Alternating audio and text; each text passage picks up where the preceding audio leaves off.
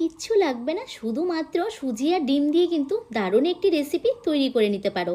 এই যে মিক্সিং জারের মধ্যে 1 কাপ সুজি নিয়েছি, ওই কাপড়ে 1 কাপ জল দিয়ে দুটো সেদ্ধ আলু দিয়ে ভালোভাবে একটা ব্লেন্ড বানিয়ে বাটির মধ্যে নিয়ে নিয়েছি। এবার এখানে পেঁয়াজ কুচি, ক্যাপসিকাম কুচি, ধনেপাতা কুচি, দুটো কাঁচা লঙ্কাটা অপশনাল, তোমরা দিতেও পারো বা নাও দিতে পারো। এবার এখানে স্বাদ অনুযায়ী নুন আর দিয়ে দিয়েছি ফাটিয়ে একটা ডিম। এবার ভালোভাবে সবগুলি একসঙ্গে মিশিয়ে নেব। দেখো ব্যাটারটা কিন্তু অনেকটাই ঘন হয়েছে, আমি আরও হাফ কাপের মতন জল দিয়েছি। জল দিয়ে ব্যাটারটাকে একটু পাতলা করে নিয়েছি। ব্যাটারটা দেখো এইরকম একটু পাতলা হবে। এবার এগুলিকে তৈরি করে নেব।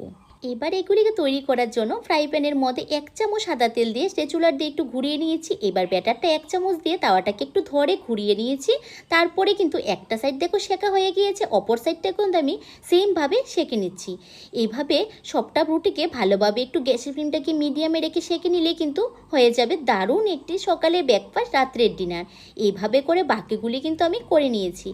এই রেসিপিটা একবার বানিয়ে খেয়ে দেখবে আটা ময়দার কিচ্ছু লাগবে না। সুজি দিয়ে বারবার তোমরা সকালে ব্রেকফাস্টে, রাত্রের ডিনারে এটাই বানিয়ে খাবে।